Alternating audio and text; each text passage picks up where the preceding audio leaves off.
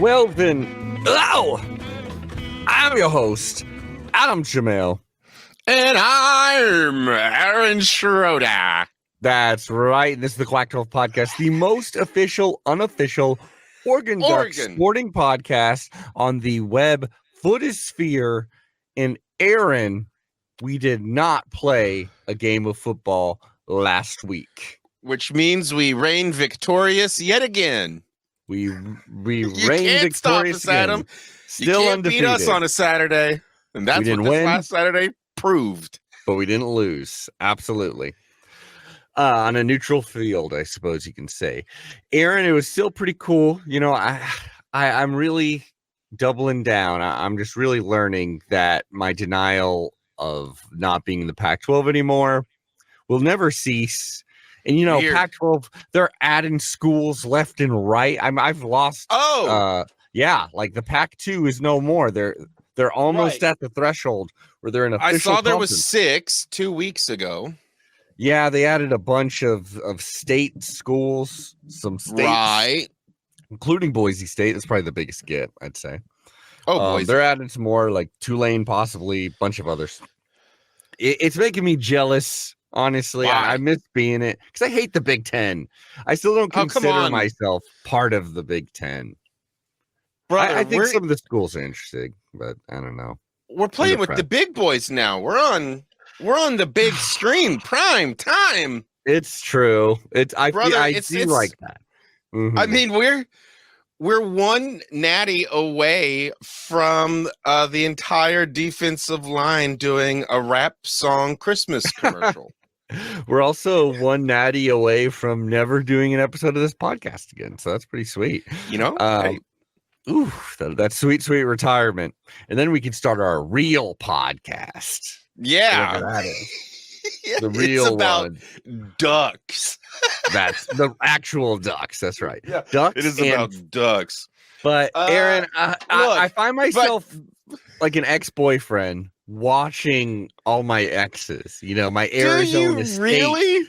I watch Cal. I'm watching Cal lose to Florida State in very Cal ways. You know, I watched Wazoo just barely, and I'm talking barely, freaking scrape by a San Jose State team 2 overtimes late night on Friday. I love Washington State, by the way. They're like my freaking team nowadays, and especially since they beat the Huskies. Interesting. I'm watching Oregon State beat Purdue. I guess that's kind of Big Ten related. Yeah. You're Wazoo Pac-12 fan. I'm just all you relegate the fandom Pac-12 to them to be inside your love of the Pac-12, or would you say as a team in the actual game of football, you're like, I love this team? It's a team in the game of football, especially the storyline. Wow. It all comes down to storylines, right? Sure. I mean, don't get me wrong. There were some Big Ten games that totally lived up to the hype. We will be covering them. But I just miss my old guys. Stanford wins the game against Syracuse. Aaron, I mean, this is how ridiculous college football is. Stanford, a Bay Area school, played Syracuse, a school that's basically in Canada, and it was a goddamn conference game. That's a trip. You can't get further away than those two schools. That is actually kind of a trip. But we've got the Terrapins. Yeah, we do love them, don't we? And I love them, and they're, it's the bi-coastal thing, man. We unite. That's why the Pac-10 is cooler for us. Yeah. And let me show you something here, actually. Let's skip a little ahead here. Who do you like the most? I mean, okay, Oregon and Washington aren't included in this graphic I've got, and YouTube watchers can see what I'm talking about. It's just a picture of all the teams. Is Maryland your favorite still out of all the Big Ten teams? That isn't a Duck. Well, right. Let's all just assume Oregon takes the place of number one. Mm-hmm. I think the Terrapins, everything about that specific logo, is really dope. Mm-hmm. 2, I mean, come on, it's the Grateful Dead song. They have, and if it's a that town seems like it's mainly, that's the main perk for it's kind of a big part of it. And I mean, I assume they have to lean into it, right? If they're a little town like Eugene. Yeah, they are little. I suppose. I have no idea, man. I would lean into it. I would make that the fourth quarter song because it's a whole record. So you would just be like, all right, well, 22 minutes later. You know the song Mr. Bright Eyes? Yeah, I know it through its memory. I'm not for sure I've heard the original. I'm getting out of my bed. I'm getting up. Yeah. So Michigan. Yeah, I've heard this song. Okay. I'm pretty sure I knew this already, but Michigan is super into that song, like we are in Shout. Why? I don't know. The worst. I know. I didn't like it either. I'm just saying I feel awkward in this new conference of ours. I miss the Cals. I miss Stanford. I miss Wazoo. I wish I missed Washington, but they're still around. Dude, I don't know. It's amazing how quickly you forget just what a terrible relationship we were actually trapped inside of, because the Pac-12 was trash, dude. For real and period, it was trash. It was a giant trash fire that schools got duped into being a part of. That all these fucking big wig fat cats were making stacks and not even giving a good quality product. Now we're in the Big Ten with bigger fat cats who are like, you know what? We'll give you a little. The production value of these games, brother, don't even get me started. We're in a way better place. You may be that friend I needed, that like met my shitty ex-boyfriend when we were currently in the relationship. And you can recognize it because you haven't been there since day one. Maybe that's it. Yeah. Right. I'm helping you get over the person who had the relationship. In my head, I'm actually a prisoner. In my head, I'm like, fuck this shit. Let's go back to the Pac-12. Boise State. I am the comment section. This is going to get really in the weeds and very specific. A lot of people will have no idea what I'm talking about. Okay, and then we'll bring on Hithel Day. I am the comment section. You are the video of the boyfriend eating the Chinese takeout meal that his girlfriend got him and was like, aren't I the greatest girlfriend ever? And he was yes. And she's like, I don't know this video. Brother, it's a trip. It's a trip. Go check it out. You are the podcast TikTok expert. Brother, I'm a junkie. I am addicted to TikTok. Very real. Very real. Absolutely. Go over to the Quack 12 TikTok to see a video every once in a while. That will be our promise. That's right. Not regularly, but every once in a while. Speaking of every once in a while, let's bring our dear friend that every once in a while, mainly at least once a week, we have on this podcast to help break down, the game, how it went, how we won all of our successes. What happened we in played it perfectly. We didn't win. We didn't lose. We didn't get too hot. Didn't get too cold. Let's bring on from Addicted to Quack, Hithel Day. Hello, Hithel Day. How is it going? I'm well. How are you? I'm doing good. It felt, as always, a little strange not to have Oregon football on. Like I wanted some anxiety, some endorphins. I got a little of it, mainly out of watching some other crazy games. There weren't too many upsets that I remember anyways, but I loved that Wazoo game. I'm sure you watched that. I loved that. Did you catch any of that crazy BYU game yesterday? I did watch some of that game. Yeah, that was. I mean, it was like the last game on. Yeah, it was kind of weird. Yeah, it ended early, and then like I feel like the Saturday early on, there was just kind of nothing intriguing going on. There's just a bunch of the morning slate was boring, and then the noon slate had a bunch of bangers simultaneously that then fizzled out. Yeah. And then the sort of the evening into the late slate had some like craziness, which is there you go, that's standard. But then but I mean, really, the craziest game of the weekend was on Friday. With that Illinois-Nebraska matchup, which was truly, it really was fantastic, and I think we all. No, I don't think it was fantastic. I actually think. I mean, like this is all of college football in a nutshell. Like most of the games that were like, I can't stop watching this. This is like amazing. College football is amazing because it's like, wow, these teams are incomplete, and like their incompleteness matches up with each other. Yeah, it's like watching a dysfunctional relationship and like a couple that shouldn't be together tear That's each other the theme apart. of the show, actually. Apparently. Yeah, we were just talking about that. We were just talking about that. So yeah, I mean, I loved again that Wazoo game, both of them throwing interceptions in overtime when all he needed was a field goal to win. Yep. Immediately chucks it down the field. It was so good, man. Wazoo was really looking down too. I had fun eventually.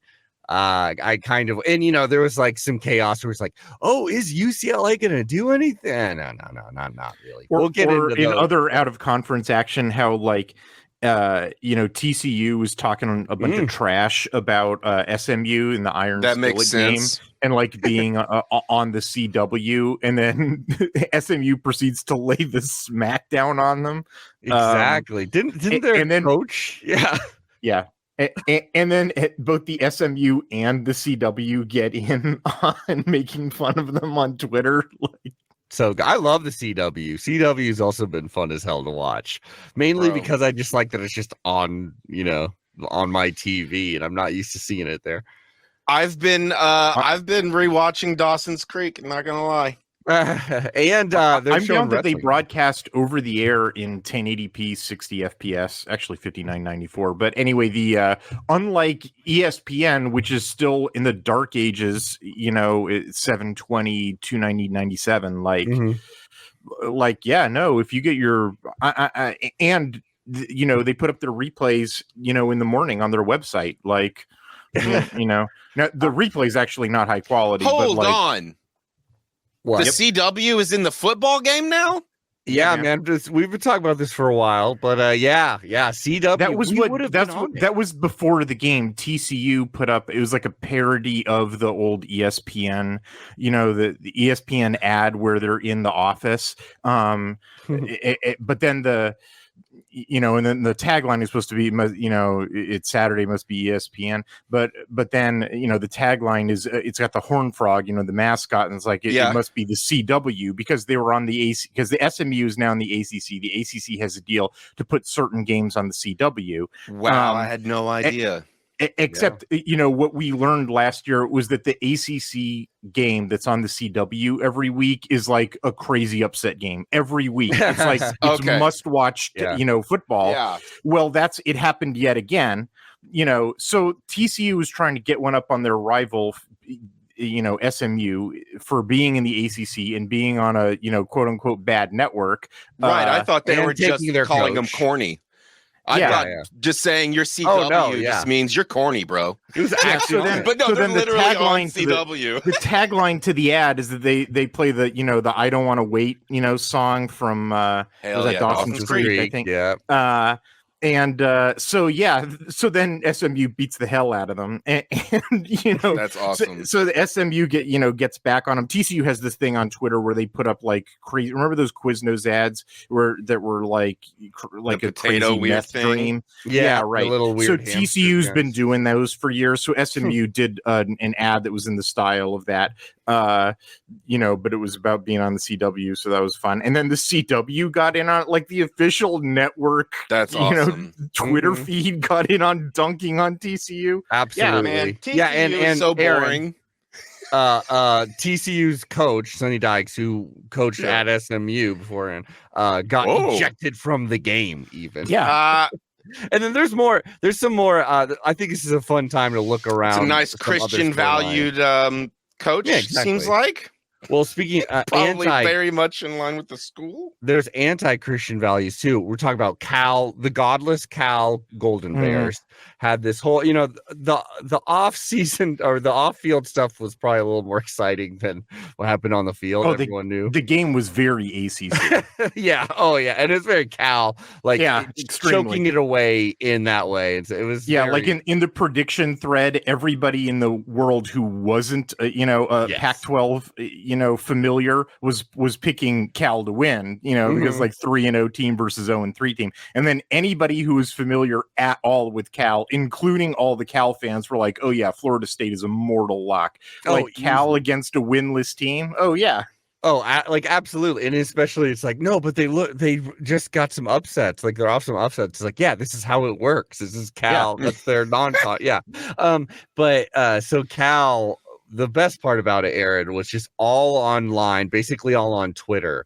All of Cal's nerdy Berkeley fans came out of like the woodwork to like all of a sudden be posting like crazy because they had just beaten like Auburn. And whenever they play in the South, like when they played Ole Miss, I believe back in the day, they get called like commies, like a lot, like literally on the field. Like they're called like commies, leftists, like nut jobs. I might have seen something about this. Yeah. All these memes came out. They were so damn funny where it'd be like, they'd have like Karl Marx's face plastered on Oski the bear with like red glowing eyes saying like, we want your guns, or like we're coming for Tallahassee, Florida, and just being like rainbow flags on like garbage bins that said like put your guns here, like all like just really hysterical things like that. Then the game happened and it was as bad as Florida State versus Cal.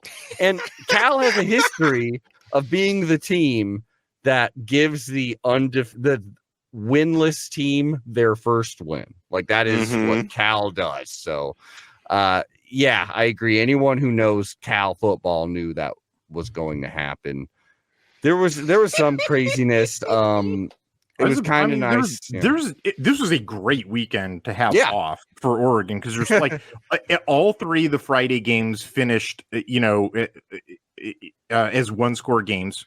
Two of them go to overtime, right? And the third one is Stanford Syracuse, which Stanford wins, in the last second field goal, 26-24. Classic ACC banger there, Stanford Syracuse. What else? Tennessee, beats the hell out of Oklahoma. It doesn't look like it from the final score, but trust me, it was like, and more to the point, like the quarterback that they chased Dylan Gabriel out for, Jackson Arnold, gets benched because he's, he looks like he's just a complete bust at this point. So like all the Oklahoma fans are like, we had Dylan Gabriel back. they were literally saying, like many of them were saying, it's like, yeah, Dylan Gabriel's gone, but no, this is actually a huge positive for us because now our guy can step in. Like that was and so he gets benched for a true freshman.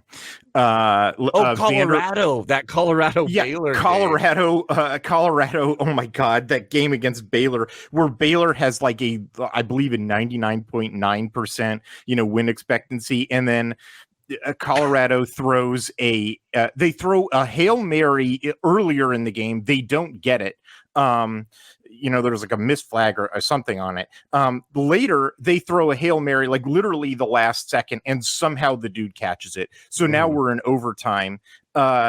And it was crazy. It was a crazy Hail Mary too, Aaron. And like before the guy had just dropped it on the 2-yard line. Like it looked like they had already blown the shop. It was like, so we go to overtime. So Colorado scores first. I think it's a pass to Travis Hunter. Like Travis Hunter is the entire game for Colorado. And then, Baylor is going in to score to, take it to the second overtime period. Travis Hunter hits the dude just before he crosses the end line. He fumbles out the back of the end zone into the game. So Baylor goes from 99% because they're up by a touchdown with, clock reads 000s with the ball in the air, and they're up by a touchdown, and they still managed to lose this game to Colorado. Insane. It was, there's so much more. I could keep going. Like Vanderbilt took Mizzou to overtime. Like Vanderbilt looked like a better team. That's not true. Actually, Mizzou looked like a better team. They were just kept making mistakes. There was that UNC game and James Madison. Oh my God. James Madison put up 70 on North Carolina. And North Carolina looked like they were coming back and going to win the game at the end. Like James Madison just kind of held them off. Yeah, like but it was 70 to 50. Score was 120 points. Yeah. It's just amazing. Utah beat Oklahoma State. It wound up being a 3-point game at the end, but Utah was pretty firmly in control of the thing. Oklahoma State is Oregon's non-con opponent next year, so I've been keeping an eye on them. And that was Utah playing without Cam Rising yet again. He's hurt yet again. That was another thing is all these people not knowing Utah, where they were like, oh, well, they said Cam Rising, I bet Cam Rising will play. It's like, no, it doesn't matter what Kyle Whittingham says about Cam Rising. He's not going to play. That did Ole Miss and Bama have a weird ending? No, they didn't even play. Alabama's, I think, was on bye. Yeah. I think Ole Miss just kicked some butt. Oh, yeah. Who did Ole Miss play? They played someone, Georgia Southern, and they just won. How weird! How weird! Nothing. Mississippi State might be who you're thinking of. Mississippi State and Florida played a struggle fest of bad teams, and then I don't know, like it was unwatchable to start the game, and then when I flipped back around to I started to watch it because it was like almost fascinating, like watching a car wreck, like the game starts out with, I think, 5 consecutive 3-and-outs. And then I flipped back around to it and the game finished up 45-28. And I was like, oh, I guess they found something. I assumed Florida was going to win just because how Mississippi State looked up going into that game. I'm like, if Arizona State can push you around that much, then I don't know. But, also, I didn't watch this game at all, but interesting result is Northern Illinois losing to Buffalo, maybe knocking them out of that group of 5, or at least a huge blow to their group of 5 chances. I'm rooting for Wazoo now, full on. They're playing Boise State coming up here, so that's a huge game for their chances of maybe making it to the playoffs, which would be such a cool storyline. And then what's sad? Hithre, I don't think you really watch many YouTube highlights. I bet. I think you have other sources, but nowadays when I'm trying to watch Oregon State, because sometimes I won't be able to watch the whole game, and I'll just look for one of those standard I'm looking for at least 8 minutes. It'd be nice if there were a 20-minute highlight thing. For Oregon State, you're lucky if you get 3. And you can tell, even the ones that you do get, the comments, there'll be 30 comments of people being like, thank God there's even that someone put up this 6-minute crappy one. Thank God we have this. I've been looking everywhere and I can't find. I do feel bad for their fans, but I like the CW. And I don't know. I don't know. Well, I mean, we'll talk about that game because it was a Big Ten game. Yeah, that's right. It was a Big Ten game. Yeah, there was some fun results. That Colorado game was insane. And it goes to show, because in my head, that was the surest bet when you looked at all the spreads. I was like, oh, no way, Colorado. I don't think Colorado. Oh, man. Nobody's going broke betting against Dave Aranda at Baylor. That guy's cursed. There's a couple of coaches who I think are better coaches who are like, I think they probably run a better program and are better coaches and are like going to be valuable when they're eventually fired, than their record indicates. And it's like, this team must just be cursed. Well, I mean, we're going to talk about one of them, but like Dave Aranda at Baylor is one of them. Like I think he's a good coach, and I think he probably runs Baylor well, and it's just the program is cursed. Like, they showed that clip of, like, was it in the 90s or something, Colorado doing a Hail Mary to beat Baylor, and then they did a Hail Mary like 3 plays later. Oh, it was fun times. Oh, Colorado, I miss you. Okay. No, Adam, I'm telling you, you gotta let it go. Let's talk about all these other teams. They're all great. I mean, hey, no, there's some fun Big Ten action. There's some fun things that happen in the Big Ten, but like, like half of these teams are still in their they're out of conference thing. And the thing that you notice about the Big Ten, with the Oregon being the exception, in fact, according to the NCAA, which is always right. The way the NCAA calculates strength of schedule is they just look at win-loss of your opponents, like opponent win-loss, and then squared. So like the opponent's win-loss. According to the NCAA calculation, Oregon has has had the hardest road in the of any college football team, because all of their opponents have won every game except for the games they played against Oregon, and then their opponents have won every game that they've played except for the teams that, except for the game against Oregon's opponent. So it's like all the L's just flow up to Oregon, and so Oregon's number one in the NCAA metrics. Nice. That's gonna UCLA is gonna throw that off, but right now, good. As soon as they play UCLA, that'll go down the tubes, of course. But Idaho's helping us out. So Oregon is the exception to what I am about to say. But when you look at the way the Big Ten schedules, it's like they either will or will not play a decent Power 5 team. So Penn State playing West Virginia, for example. They'll either do that or they won't. But then the rest of it, the other 2 or 3 games, are not just a G5 and an FCS team, but like the worst team that they can find. They're not scheduling like Boise State. They're trying to find like the worst possible opponent.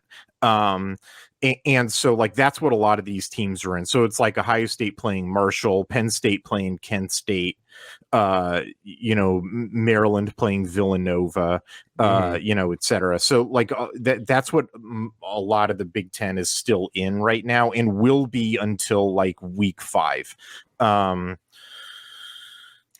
We'll see though. But, I mean, it's getting down to at least all conference games, which I'm very excited about.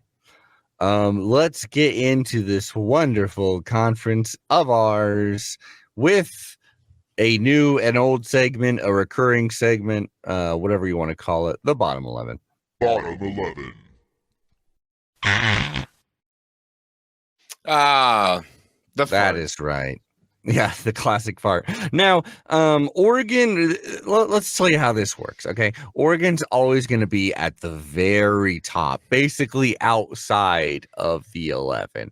The very bottom of this power ranking will always be Washington. So just get those out of your head. Oregon, number 1, number 0 almost, number 0, if you will. And then Washington always at the bottom. Now, tied in the middle will be everyone else for 11th place. That is 16 teams tied in the 11th place marker. So if you want that, so that's why it makes sense to call it the bottom 11, even though it's 16 teams. 16 teams in the Big Ten on the Quack 12. Yes. All of it. Yes. So, this is a rough power rankings. This has a lot to do with my personal biases, my hatred, but also with what I'm seeing on the field. It's mainly for what you did last week, but it's also, you're probably the best team. And it also means nothing. So I don't really care for criticism. You know what I mean? I got Ohio State. You know what I'm saying? Let's be real. They're at the very top. So these 11 teams are all tied, but some are more equal than others. Yeah, it's like 11A, 11B, 11C, 11D. Sure. 11D.1, there may be some of those. Is this the order? Sure, yeah, from top to left, and then it goes top left, whatever you want. Going rows. Like you're reading a book, if you will. And here it is, and that's been the bottom 11. That's the bottom 11. And also, if you're listening to this on a podcast, this makes no sense at all. No, it's not going to help at all. But on YouTube, roughly, I got written down here some results, but my top 3, I'll say Ohio State and then Illinois, just because you entertained me. We all doubted you. Why not? And then Indiana, just because that's very fun to me too. I like that Indiana is still undefeated. Like, it's kind of crazy to me that they're still not ranked even. Not that they're beating the toughest That's teams. totally poll inertia. Yeah, it's really strange, but isn't like Texas A&M still ranked somehow or whatever? And then just for the top tier, I figured, if you're undefeated, that should mean something. I know all schedules aren't the same, but undefeated should mean something. So you got to acknowledge that Rutgers is undefeated. You simply have to. And Penn State. Be. And so, still going to be. And Penn State is up there too. Talking about some of these specific results, let's start off with number 24 Illinois beats number 22 Nebraska in overtime, 31-24. All three of us, yet I'll say it again, chose Nebraska in this just because it was at home. Illinois had, they looked scrappy in wins, but they didn't look exactly efficient on really either side of the ball. But they certainly look scrappy in all their wins. They looked scrappy here too, and they very well could have lost. Like Nebraska, Raiola, he had someone that could have delivered the game-winning touchdown. What likely would have been a game-winning touchdown, there's a pick in the end zone. Yeah, there was a pick in the end zone that could have been a touchdown. It was a very competitive game, but Illinois did what they've been doing. And they won a close, scrappy game. And Nebraska continued the tradition of losing a one-score game. Yeah. But it's got to make you feel at least a little better. I don't know. I would feel better if I was a Nebraska fan. I'd probably super bummed, but at least you're putting your hopes on a young, talented Mahomes-esque, I guess, quarterback.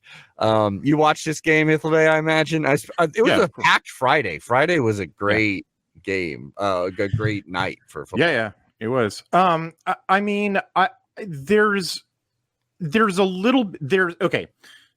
In terms of how much. The real thing that I want to talk about for this game is how much did this game give me data that causes me to adjust my thinking about these teams versus my preseason expectations. For Nebraska. That's the prism I'm about to say this. For Nebraska's offense versus Illinois' defense, the answer is not much. Nebraska was pretty effectively moving the ball down the field, and the stuff that I was most concerned about, which is there's a freshman quarterback who makes some mistakes, and their pass protection has some problems at times, which is what I was expecting. So, they punt, they basically go 3 and out in this game 3 times. Which is, given the number of the drives that they have, you would. That's about what if they were a better offense, that would be fewer, but they have the problems that they have, and so that's what I've been expecting. But they also keep in mind, they throw a pick in the end zone, they also miss a field goal after a 10-play drive, so it's it's pretty much the offense that I was expecting, and then they just have some bad luck in the red zone. They should have had 10 more points than this. That was Nebraska offense, Illinois defense is basically as I expected. The other side of the ball is what should make Nebraska fans really concerned, because Nebraska's and me concerned too, in terms of what I was observing.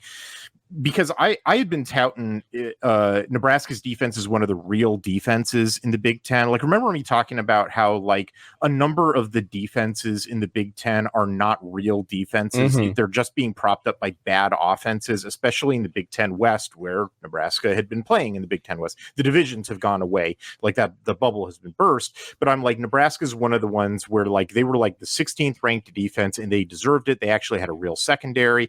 You know, I like their defensive front. You know, they're going to lose those guys, you know, because they're like 6th-year seniors, but you know, they got them. You know, I like it.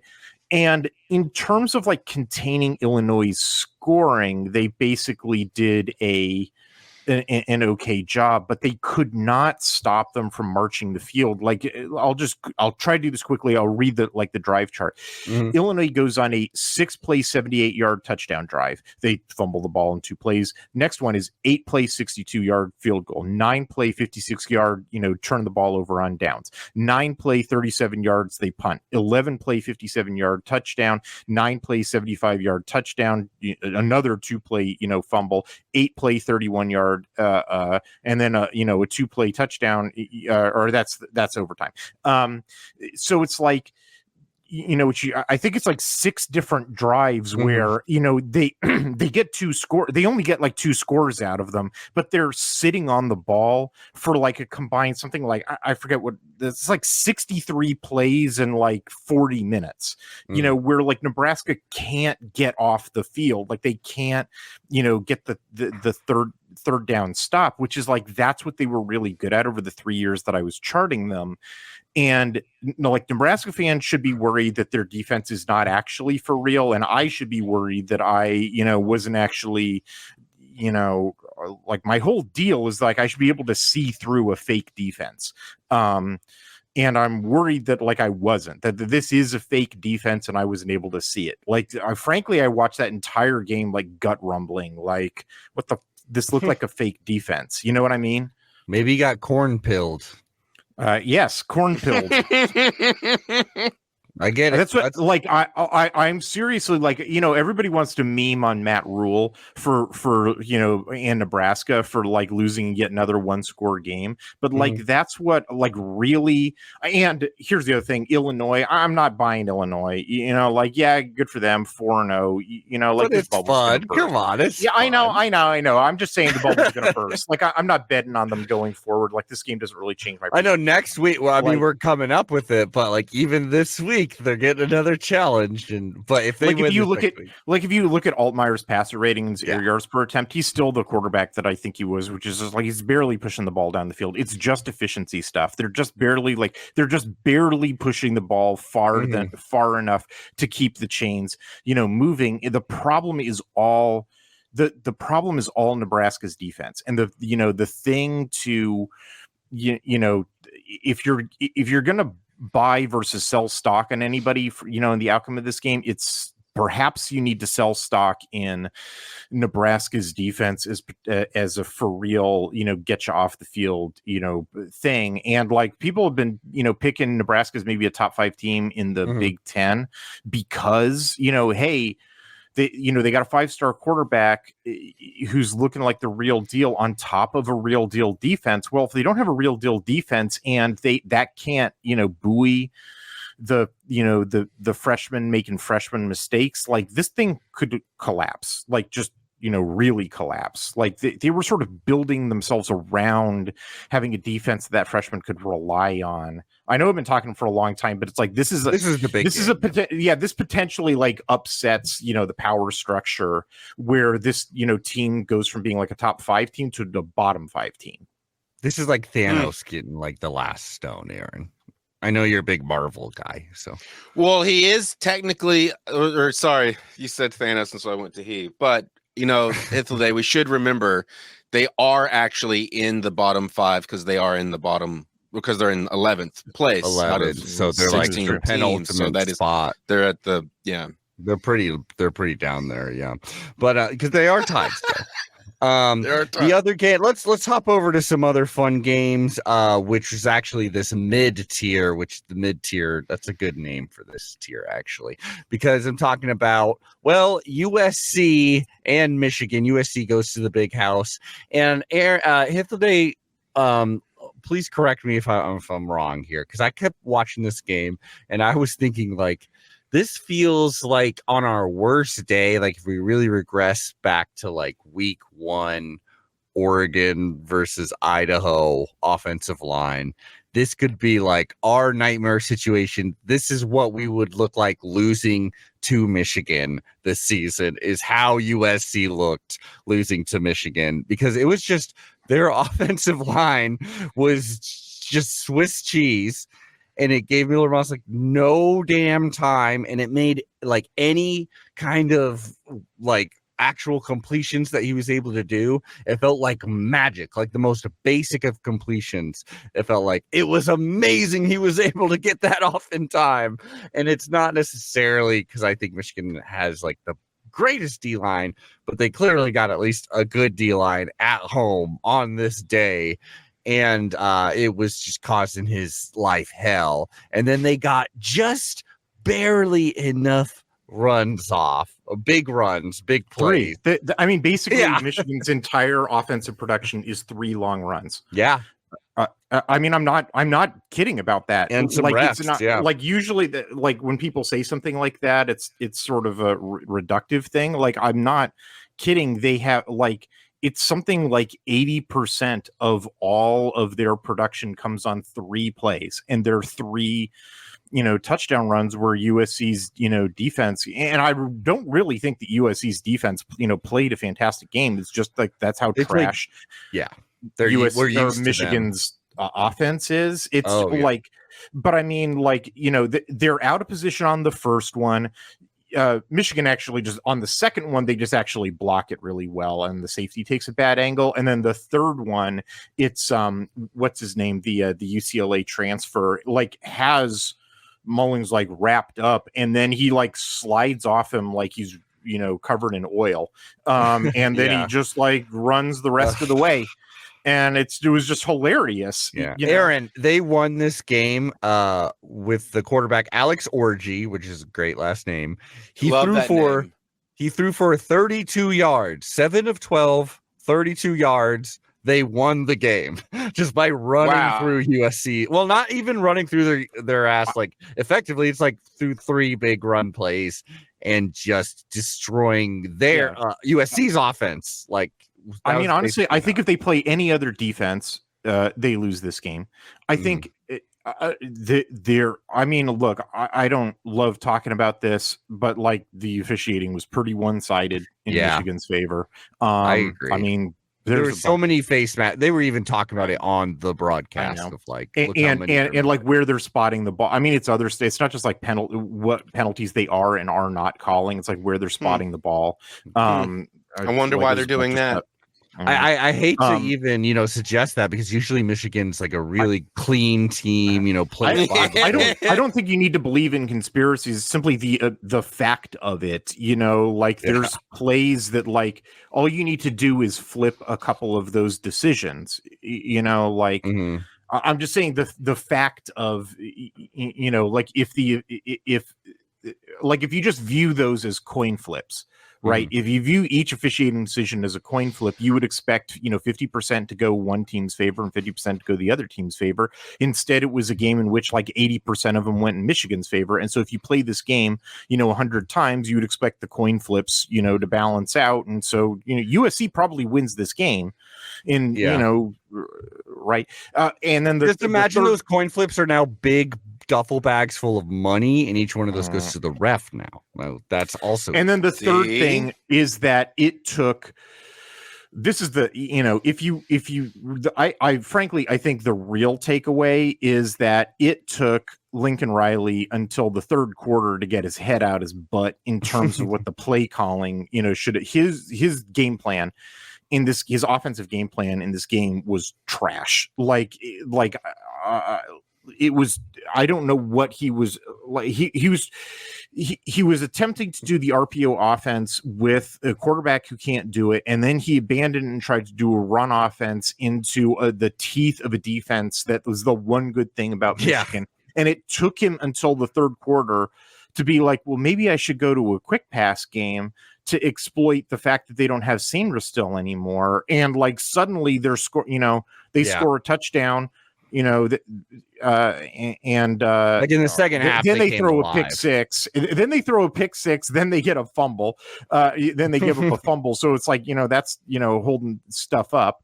But like, then it's a 2-play touchdown, then it's a 3-play touchdown. It's like, I don't know, man. Like they should have been scoring more. Like, obviously Michigan's defense is going to limit them to some extent, but it's like 1, 2, 3, 4. They start the game with 4 3-and-outs. And then, and then they finally kick a field goal. Like they finally drive the field. But even that one requires like 2 big passes to Zach Branch. They lose Mekhi Lemon on a kick return on a dirty hit. Like, but like exactly what we said at the beginning of the game, where like, Michigan was going to have like everybody in the Big Ten is going to have a hard time with USC's receivers. Michigan was like the most capable of dealing with them. And even Michigan had a hard time dealing with them. Well, Tyrone Moore is earning that very, very, very recently signed contract. Now, let's, in the same kind of vein, USC got some hype by beating LSU. Can the other LA team, the LA team that we are about to play, UCLA, do the same? It looked like the UCLA Bruins would at least be competitive if you looked at only the halftime score, 17-17. Or I believe that was it. But then no, the LSU really pulls away. And even if you were watching the game, really, it kind of felt, in my opinion, that first half, like LSU, it felt like you should be ahead more than this. Like, it's like you should have more than 17 points. You're screwing up. And then on UCLA side, it felt like, I can't believe you were able to muster 17, or to get 17 points. It felt like an amazing feat that they were able to get to 17. And then the second half happened. And it was like, yeah, no, that feels about right. And I think it goes to show that this LSU team, I mean, everyone kind of knows, like, yeah, it's got talent. But there's some pretty. It's a sleepy start, baby. It's a sleepy. It's like a panicked, wide-eyed start for LSU. Actually. Well, yeah. The bender's over. Yeah, having watched this team twice now, like it's their quarterback. It's Nussmeier. It's I don't like to rely on stereotypes, but it's classic coach's kid thing where he actually doesn't have a ton of athleticism, and his arm talent is not fantastic, and so he doesn't there's throws for touchdowns in this game that are open. Like the receivers beat the defense. He's behind the defense. He just needs to LSU should have had about 2 more touchdowns in this game, where all Nuss has to do is throw the touchdown pass, and LSU's got 52 points in this game, and he just can't make the pass.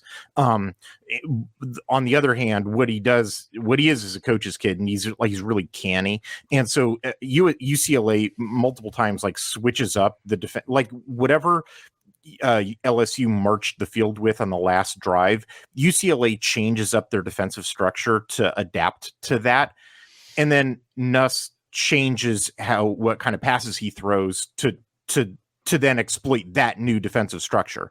So it's they switch to cover 3, so he's thrown underneath, so they beat him on a long 45-yard touchdown pass, when they're playing single high, so they switch to cover 3. Okay, so now they're in cover 3. Well, he switches to throw an underneath pass, so they march the field. Oh, well, now we're going to switch to cover 2. Okay, so now he splits the safeties and goes up the middle. It's he's a smart quarterback, and so he's adapting to UCLA, and that's why it's he's scoring points in the middle and the late part of the game, but he's leaving points on the board, because he's not able to exploit, the deficiencies in UCLA's defense. It all comes that's the big problem, is that LSU's not a good enough team to maximize their point potential unless they have a Heisman under center, and I'm sorry, Nuss ain't that. He's not talented enough, but he's smart enough to exploit, to figure out what the optimal thing to do is against any given defense. So, because he's a coach's kid, he's been breathing football since before he could talk. He's a freshman, you said? He's not a freshman. What year is he? I don't know. I think he's a junior, or he's been around for a long time. I was going to say he's Doug Nussmeier's son. Okay, I was just going to ask. It seems like there's no real room for improvement. Then he's kind of like, this is his. Oh yeah, he's totally capped out. Like, okay, it's just this. He's been sitting. He's been like 3 different quarterbacks backup, and he's been, living in a football household for 30 years or however old he is. And UCLA, our next opponent. They don't look. I know I've been talking for a long time about LSU. It's just they played 2 different Big Ten teams. Yeah. I figured it was useful to develop some LSU opinions. Well, and honestly, right now is probably the time to talk about LSU because I don't think we're going to need to talk about LSU ever again because I don't think they're making the playoffs. Not out of the SEC. Maybe they'd get one of those other spots, but I honestly doubt it. I think there's too many dice you need to roll to get that. You need too much luck for that team to make it all the way. UCLA is not good. I'll tell you that. No. What UCLA? What are they good at? Actually, what is UCLA good at? No, that's not actually true, man. Like they are actually good at a number of things. Like they're athletic and they're talented at a number of positions, like more so than a lot of Big Ten teams. The problem they have a couple of really fatal problems though. They're number one, they're running out of defensive linemen. And they're trying to fill those gaps with linebackers, which means if there's number one, no pass pressure. Number two, they can't really stop the run. You haven't seen that yet because they've been playing really pass dominated teams. Just through a weird coincidence, the 3 teams that they've played have been 2-1 Hawaii, teams, Indiana, and LSU. Yeah, they've all been pass dominated teams, and so it's this statistical aberration. UCLA looks like the best rush defense in the country. It's just because of the offenses that they played. But I'm telling you, if you look at their defensive line, they're really it's unfortunate because it's because of Chip Kelly and also injuries. But so there's that, and then also their secondary is weird. They're it's the same thing is always true about UCLA. They're super athletic, but they have brain farts. And also, I don't think their defensive coordinator is good at tying the front end and the back end together. And so they're dealing with their defensive line problems by blitzing a ton. But then the secondary, it's the secondary doesn't know they're going to blitz. And so they're frequently just wait a minute, you don't have anybody to cover that route, or you're bailing out too deep, or, stuff like that. It's they're not tied together. That's the defensive problem. The offensive problems are that their offensive line is just garbage, just pure. I mean, not human beings. I just mean they're probably the worst line in the Big Ten, which is always going to cause you problems. So they can't run the ball at all, and they can't do a good job of pass protection. But their wide receiver core is one of the best in the Big Ten. I think they have talented running backs, and then Ethan Garbers is this. It's weird to watch this guy because he's totally Jekyll and Hyde.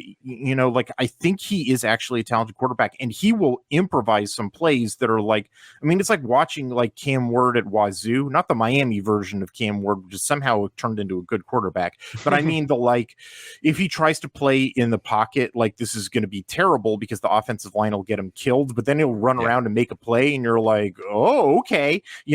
Or he'll run around and make a play and throw a pick and you're God damn it, Ethan, it's this Jekyll and Hyde stuff out of him. And so the sum of all of that makes you think that UCLA is really bad. And frankly, yeah, sure, they are. But it's not because it's oh, this team is totally bereft of talent. They're this, garbage, Purdue level team. Nah, it's because just the at specific areas, they are the worst possible areas: offensive line, defensive line, and the quarterback turns into a madman. I don't know if you're selling your kid. I get what you mean, but the other game I think that I was most into watching, and I completely we all chose Boston College, which is very nice. We did not bring up that this was the red bandana game, which is of course the game that they dedicate to their player Wells Crips. Crother. Or Bloods. No, well, hold on, Aaron. Wells Crother, who died in 9/11, saving people running in and out of the building. wearing his red bandana, his signature red bandana, and then so they all wear kind of red bandana style for the actual red bandanas, and then their numbers are also that same pattern. And usually it's a pretty dang good game. It's very emotional. They typically schedule a pretty good opponent on this. I remember a very good one against USC. I think it was the first one that was a crazy good game, or at least a game where they came out and just kicked USC's butt. USC is always good for that.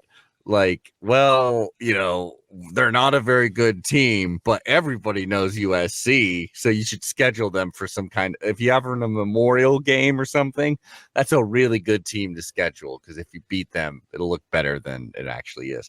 But Boston College had a pretty riveting game against Michigan State, where Michigan State this was the team we've seen every week. It's just things kind of finally caught up to them, mainly having a young QB. And Boston College with Thomas Castellanos just coming out there and doing enough. He did hit a pass into the left field, 42-yard pass to win the game. Yeah, that's fun as hell. And I just love to see it. Boston College, I always like rooting for them. My friend went there. And I think they're a very American college football team. And on the red bandana game, it was eventually Michigan State had to lose. Their luck was kind of getting a little ridiculous.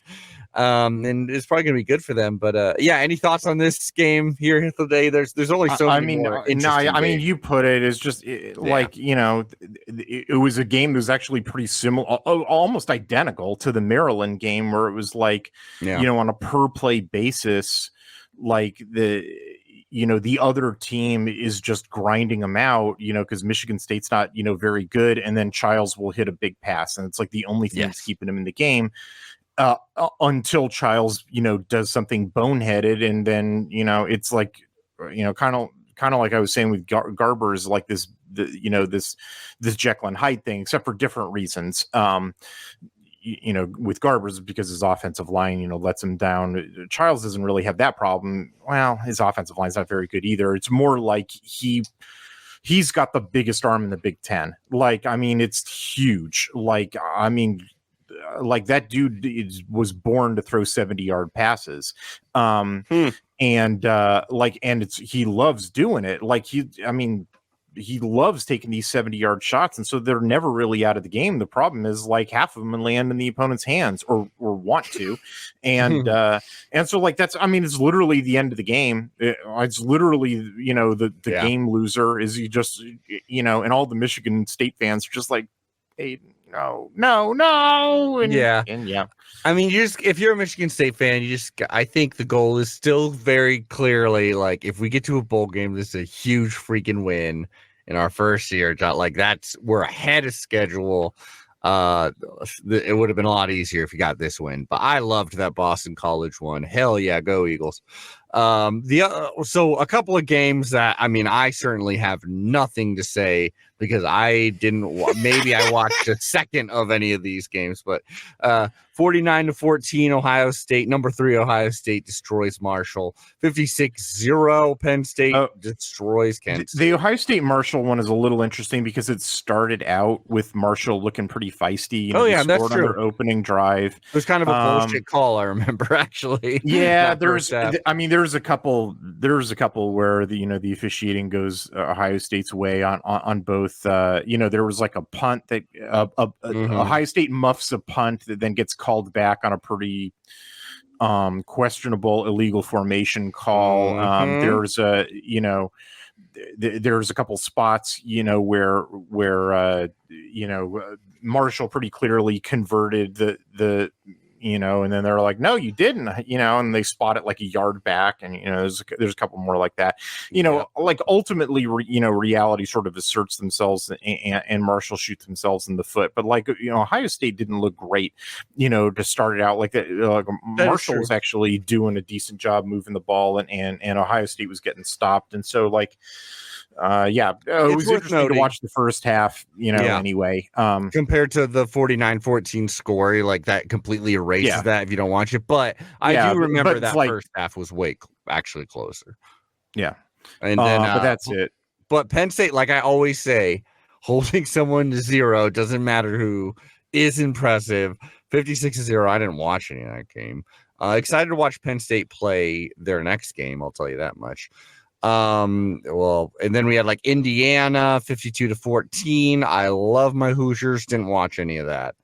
Maryland against Charlotte, which is terrible. Against Charlotte, yeah, I should mention that, I suppose.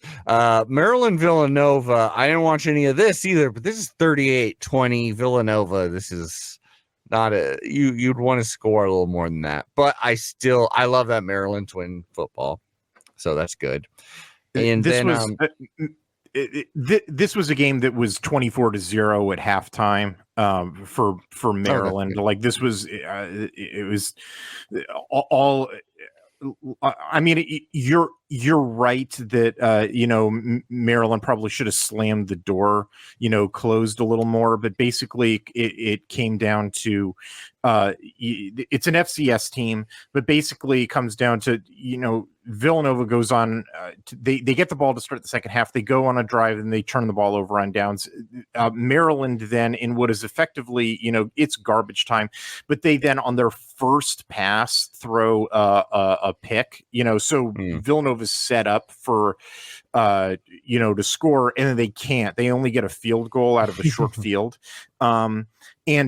but then, they, I forget why, but I think either an onside kick or like a muffed kick, but then they immediately get the ball again and they score a touchdown on a short field. So it's like Villanova gets like 10 points on two freaky things. Maryland just immediately runs off 10 more points. Okay. So it's like Maryland's totally in control of this game the entire way. And then the last 10 points that Villanova tacks on are like absolute garbage time. So I know that the game, looks closer, but it's like I checked in on it too, because I had the same thought, but then looking at the game flow, this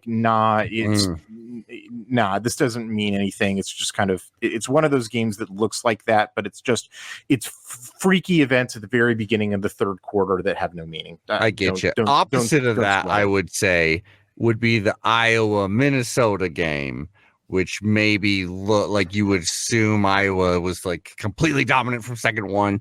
But actually, I believe Minnesota had a lead at the half, if I remember correctly. And but Minnesota did really deteriorate in the second half. I think what it came down to is both of these teams are like, we'd rather run against you. Like, we want to do the safest, most conservative thing possible, and we want to rely on our defense. And Iowa just had more big hits just running the ball, especially in the second half, than Minnesota. And Minnesota, once they started losing that game, they lost the game. Iowa, they're my most frustrating. I like them maybe the least out of the entire Big Ten, just because they kind of bore me. I don't know. I get sick of watching the same game over and over, and I get sick of people not beating them. I'm always rooting for whoever Iowa is playing against, almost in any. I mean, not Washington, but that's probably the only exception. And I really, yeah. Maybe you could. You can. We'll see what happens. Well, I'll tell you this: Washington beat Northwestern 24-5. Northwestern, I'm still fairly positive. Wait, hold on. I wanted to on the Iowa Minnesota game. That was a big one. I mean, you're right. It's basically like.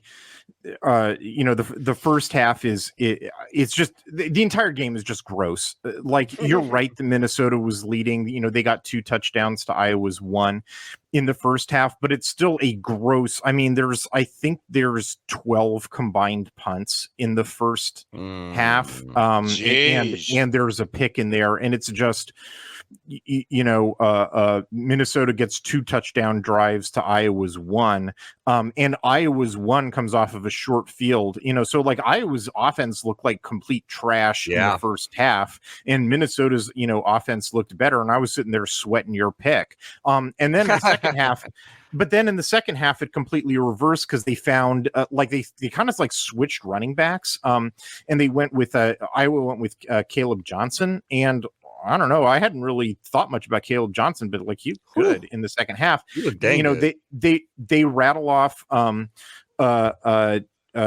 3 touchdowns in the second half, which is enough to win because they blanked Minnesota. I mean, here's Minnesota's drive chart in the second half: punt, interception, end of game. Like, I mean, they just shut them down. Like, I mean, Minnesota couldn't do it. I mean, basically, Minnesota couldn't do anything except for those 2 touchdown drives in the second quarter, like at all. It's just that, Iowa's offense went from nothing to they got 2 touchdowns or 3 touchdowns because they found a running back.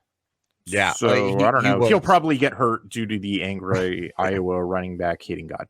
Yeah, but he was fun to watch. Damn, dude, that's dark. Right. Well, no, that's an old meme. I mean, yeah, and Hitler doesn't make these things up. It's literally it's what happens. Washington 24-5 over Northwestern. They are. Did you see the kick return from Northwestern? Did I see? I was listening to this game on the radio. I do remember, but so no, I did not, and I don't really remember it either. Northwestern played this game like in a completely cowardly manner. They get this huge like kick return, like they're on like they go all the way to the goal line, and they got nothing out of it. Like they're like 2 drives in a row. They're standing on the goal line. Yeah, here it is. Joseph Hyman returned for 96 yards. They turn it over on downs.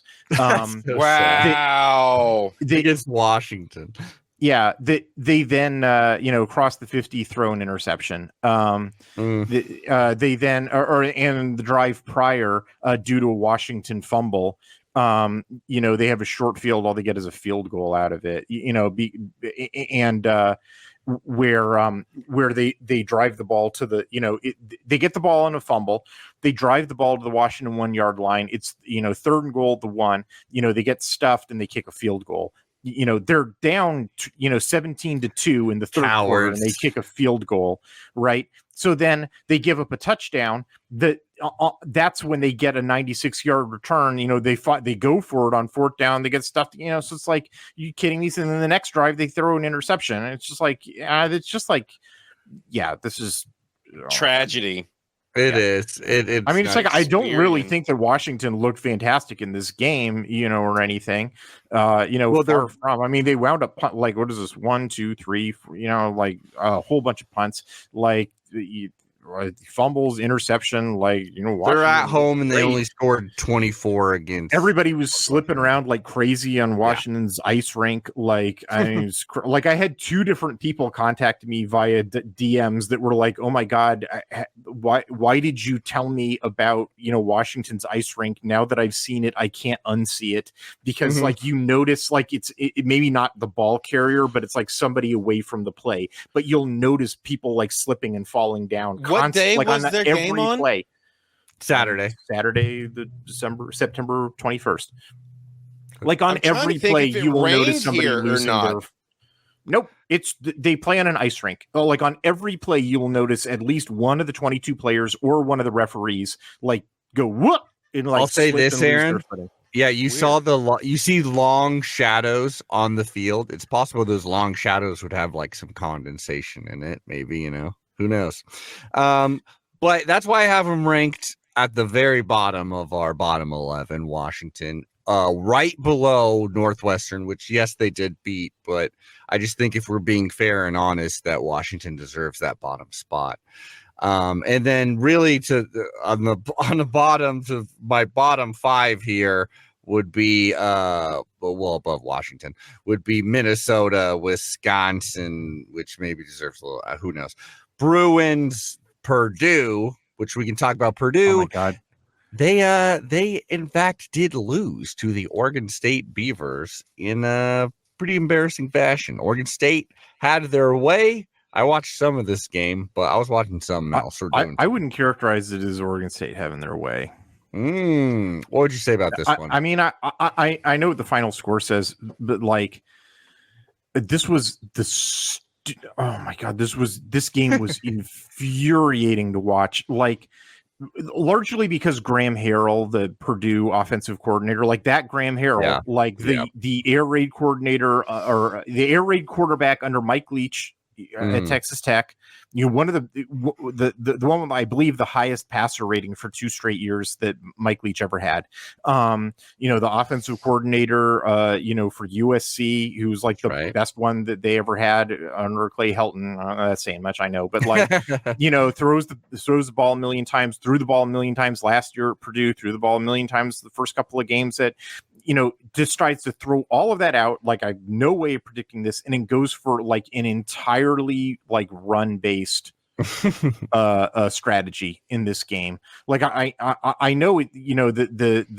If you look at the box score, it will say that they threw the ball on a 2-1 basis. I have no idea how that could possibly be the case. Like, every play call out of Purdue was a run, and it was the same run. Like, it was so, predictable. Now, they broke a bunch of them. Like, in fact, their yards per rush attempt was huge. Like, they scored, like, they got a bunch of big runs out of it. But like, the vulnerability that Oregon State has is with Hudson Card, especially given that there was like no pass rush was throwing the ball, and they just like refused to do it. Like, it was so like this game plan was flipping nuts. And on top of that, they had the craziest. Did you see the interception in this game?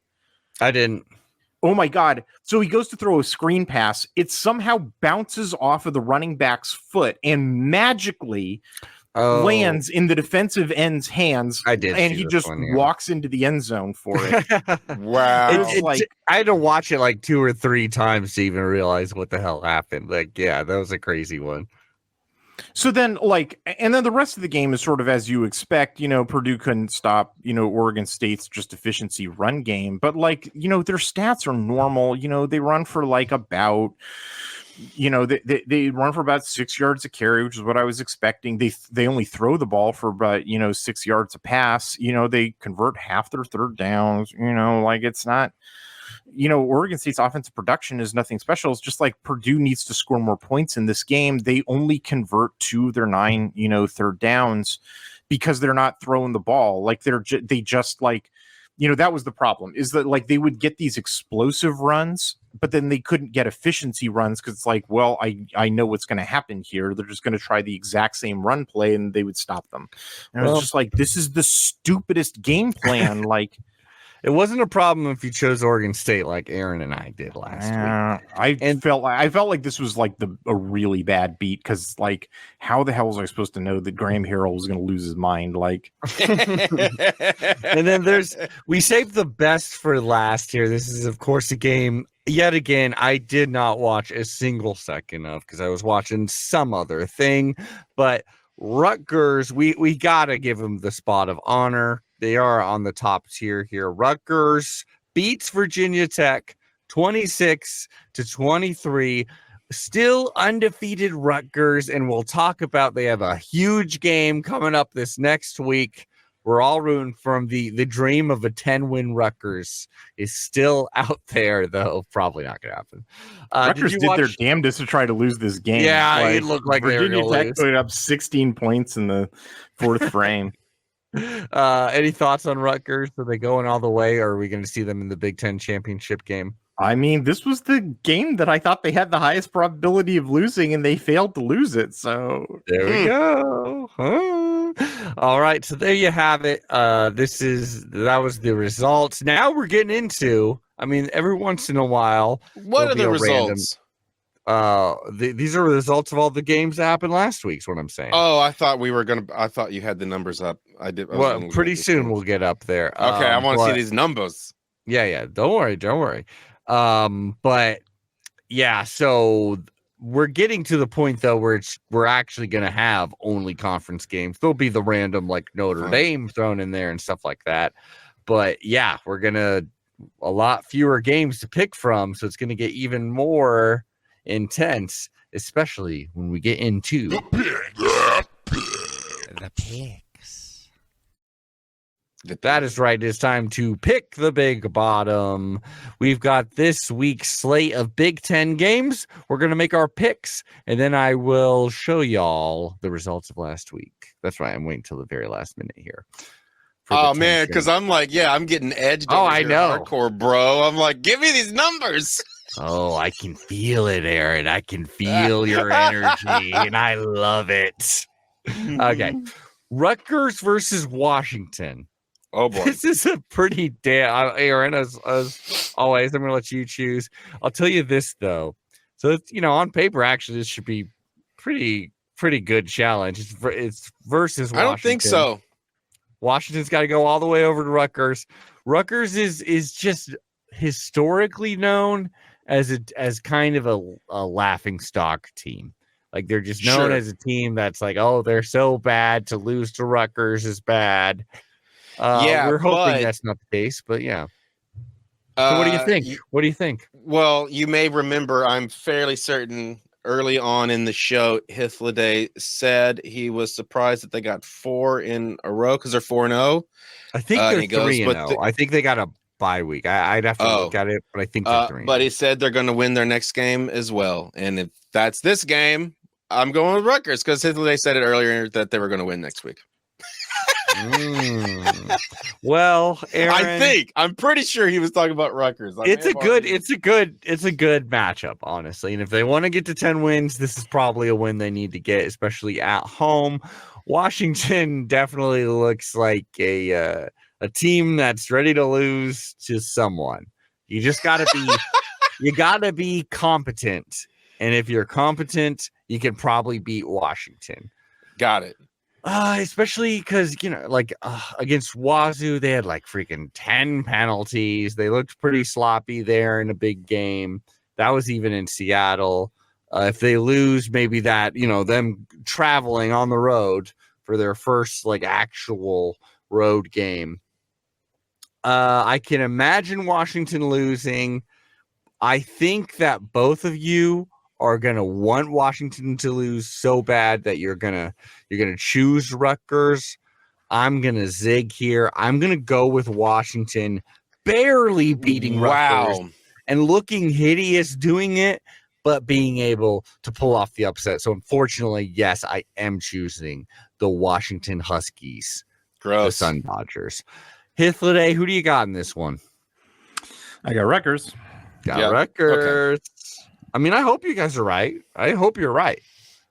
He's pretty confident, so I'm very confident. I mean, I've watched some Washington football this season. They've looked pretty rough. Rutgers, actually, mainly I haven't, because the games they've played, they haven't played anyone really.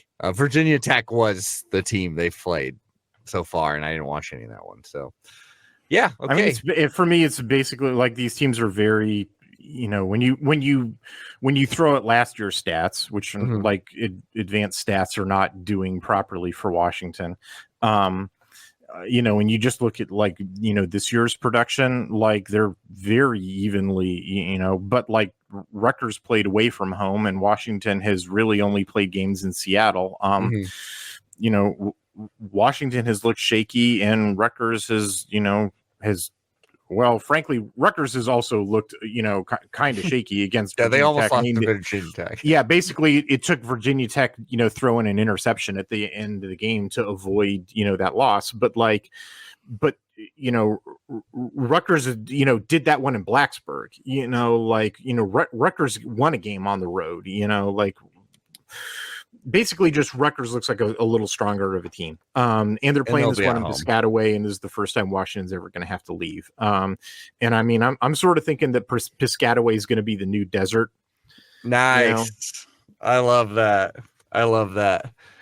So it's got to be somewhere, By the way, RIP ASU's undefeated season hopes. I knew it was going to catch up to them. Yeah, to Texas Tech, the team that Wazoo hammered. So That's right.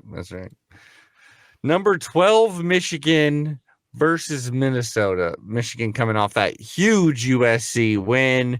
It's gave them some more confidence. Maybe they'll cheat even more thoroughly in the future here versus these hapless little Golden Gophers.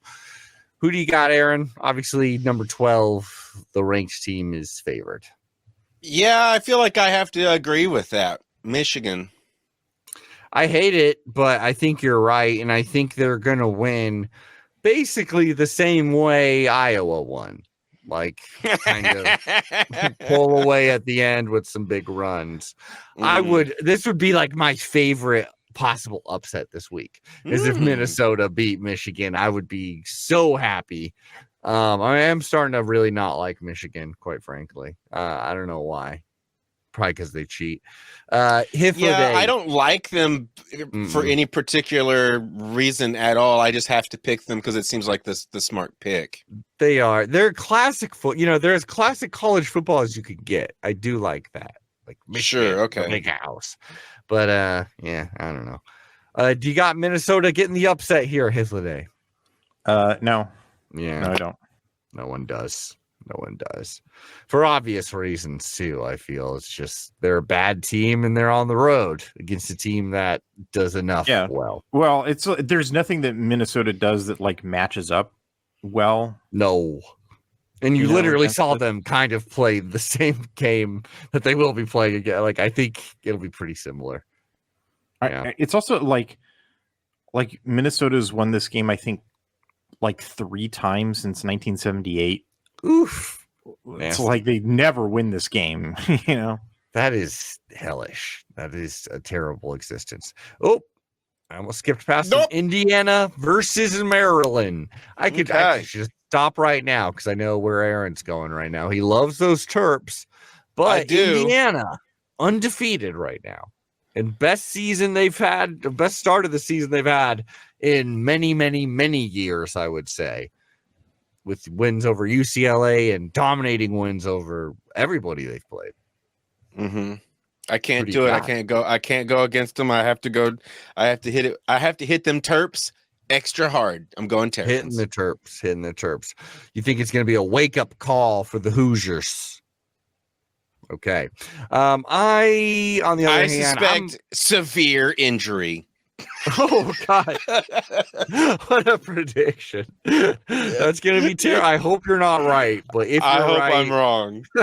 That's so terrible. If a helicopter is called out of nowhere, oh God! I hope you're not right. Indiana, I love Indiana. I really would love for this to be like them to make it to the Big Ten championship game, lose to us, and still be allowed into the playoffs. That's my dream season for Indiana. And I think they're going to win. I think you're going to win because their offenses looked legit. And I think Maryland has looked a bit shaky in that department and in many other departments. Hit the day. Who do you got? Indiana versus Maryland. I've got Indiana. Yeah, but I think I do think that Indiana has some flaws. Like I think they will be exposed, or they will become exposed isn't the right word, but like they will become more relevant when they play better teams. I just don't think that Maryland is very good. Like that Michigan State game was especially kind of open. Yeah, that Michigan. Honestly, like they while I don't think that Villanova game really was, that final score was misleading. That no, they really did have that game in hand. It's like they played two bad opponents, which were UConn and Villanova. So sort of like throw those out. They were in the same struggle fest against Michigan State that Boston College was, where they should have put them away and then failed to. And then Virginia's, not a good team, and they failed to, score more than 27 against them. I mean, they won, but basically, like, they're 3-1 against a weak schedule. I don't. I don't really think that they, solved their quarterback problem. And I still think the same thing that I think about Billy Edwards. Like, I think that this guy's numbers are mirage. And I actually, well, I guess I am curious to see some of the things that I saw about Indiana's defense versus UCLA, which I think can get got. It's just that UCLA was not in a position to exploit them. Whether, if I'm right about Edwards, then Indiana won't have any difficulty with Edwards. On the other hand, if I'm wrong about Edwards and I'm right about Indiana's defense having some flaws to it, then I don't know. Maybe we get a shootout. Yeah, we could see a shootout here, but I just really don't think that Maryland. I think, really the reason why Michigan State beat Maryland was that their secondary was not able to reload, which was, if you recall me talking about Maryland with Trey, like that was the big question for them. It was like yet another year in which they're going to have to reload, what was a good secondary, but they lost again all their talent to the NFL. And I just don't think they did. I think this crop of players in the secondary, they whiffed. And so I think, and that's what Indiana's really good at. Like Rourke is just, he's really clicking. The receivers for Indiana are really good.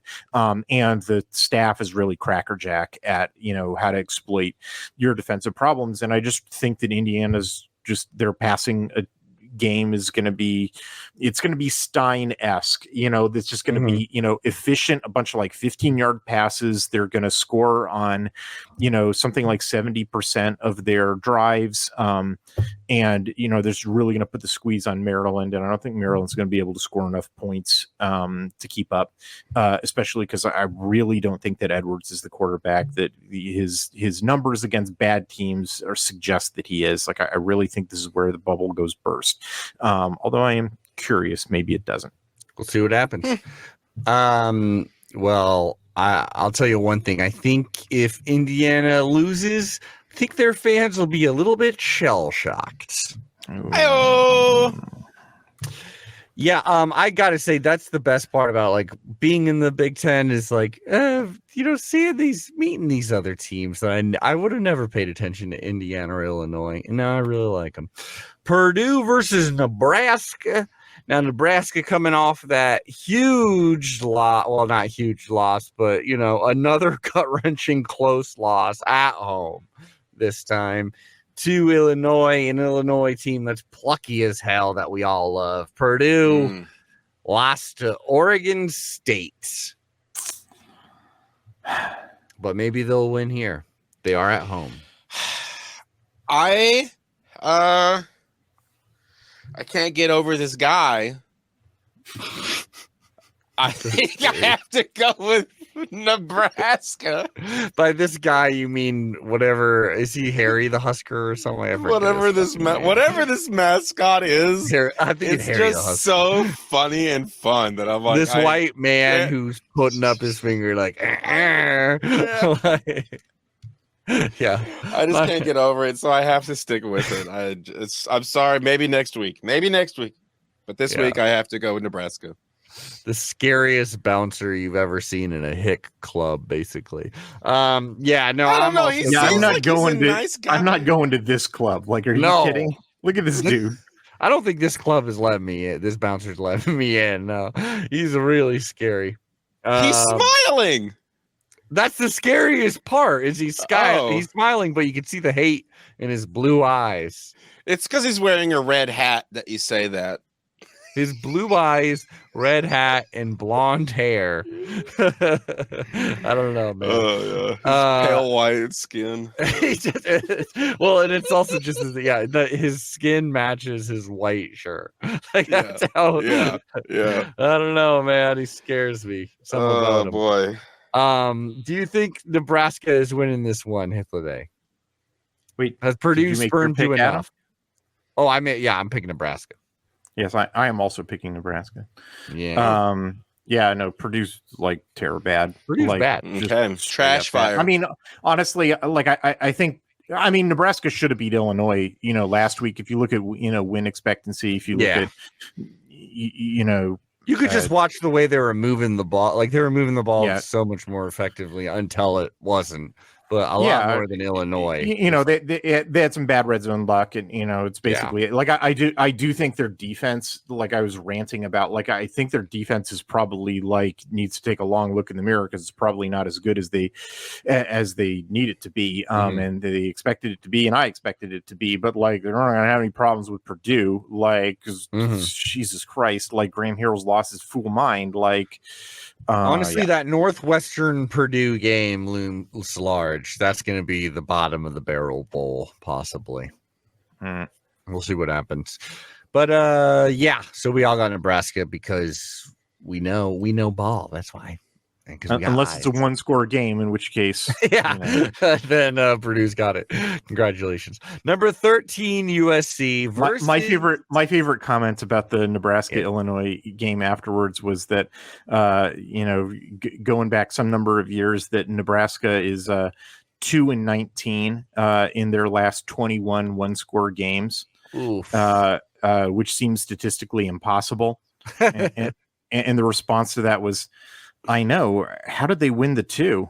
I love it. One thing I hated, though, is that they kept saying, remember, Nebraska's last ranked win came in 2000, and I believe it was 2016, and it was the game that we went there with Dakota Prukop. That was their last ranked win, which is insane.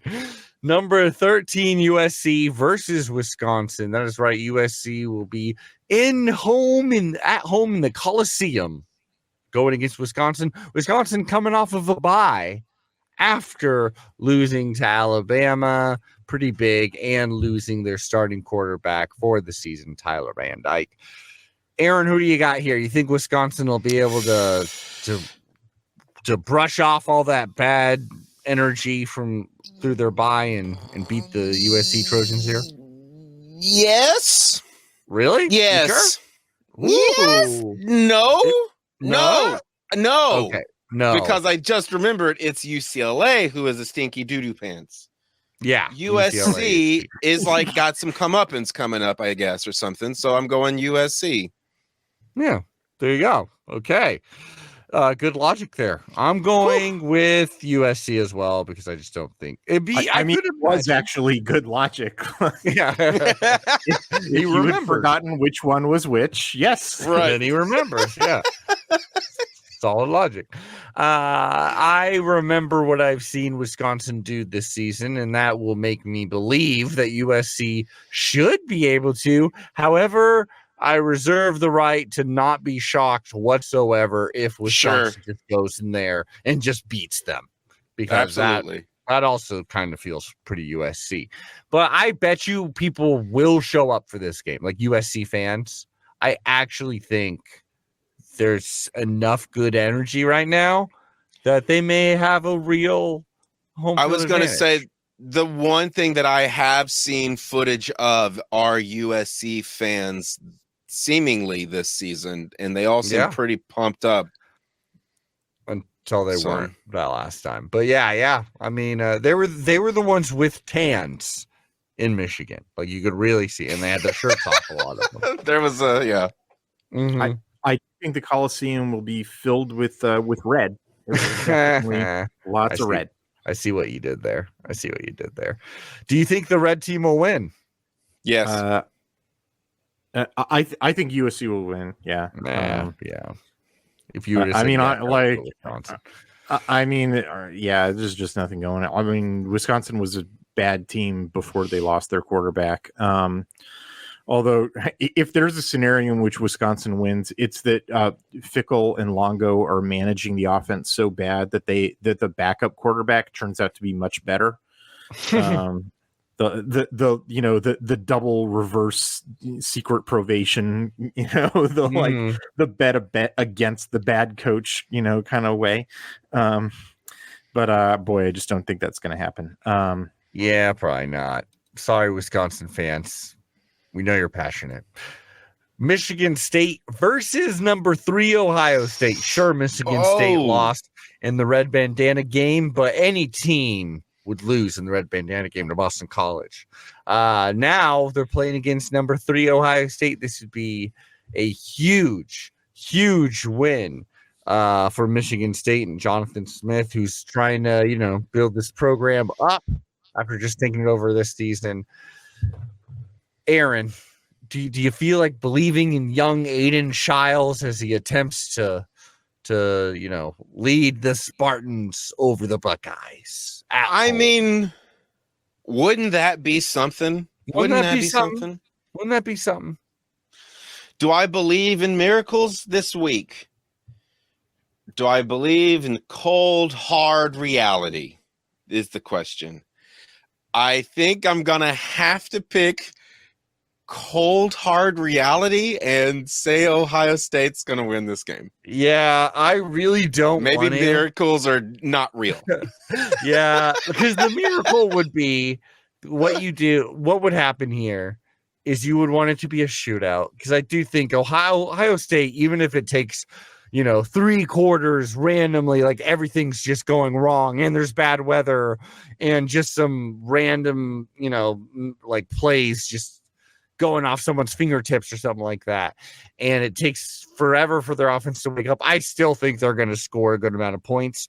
The only chance Michigan State has in this is if Giles just has an amazing freshman game where out of he all the luck goes on his side and he just can't miss, and none of those bad plays comes up and he just wins the shootout. I want to say that's possible. It'd be fun. I want to live in that world, but it's not. We don't live in that world. Michigan State's going to lose this game at home. I don't want to, but I want to win the overall end of the season pick'em challenge. So I'm going to have to go with not the sure thing, but basically the sure thing, Ohio State. Any belief that Michigan State could pull this off, Hithloday, whatsoever? There's always a chance, but it wouldn't be smart to take them. Ohio State has the second. The one thing that will, always keep Michigan State in the game is Aiden Chiles' arm. And the one, and the factor that, most effectively shuts that down is secondary that, that can keep up with the receivers and turn some of those dumb throws into interceptions, which, Ohio State has. So, therefore, and don't worry about it. And then the rest of it, there's, Ohio State shouldn't have any real difficulty moving the ball in this defense. That they shouldn't really have any difficulty. The Buckeyes shouldn't have any difficulty really with the Michigan State run game. They should absolutely wallop this offensive line. The Chiles might make some off schedule plays. He's not a bad scrambler. He's a good athlete. I think that Chiles is a better quarterback than Howard is. But but that's it. In terms of every other element of these two matchups is favors Ohio State significantly, and on top of that, Chiles is his own worst enemy. So even that, you have to take back a point, for on the quarterback comparison. So yeah, unfortunately, the only thing I'm hoping for in this game is that Chiles hits one of his crazy bombs early enough so that the game is extended late into the second quarter, maybe even the third quarter, so that I have some real charting data on Ohio State. You got none right now, do you? I've got basically none. All their games are basically over by the mid second quarter, and I've got. After this, they play Iowa, which could be they'll at least keep it late for half the side of the ball. So we all got Michigan State. Unfortunately, no one was brave enough. No, now this game, Michigan State. Oh wait, that's right.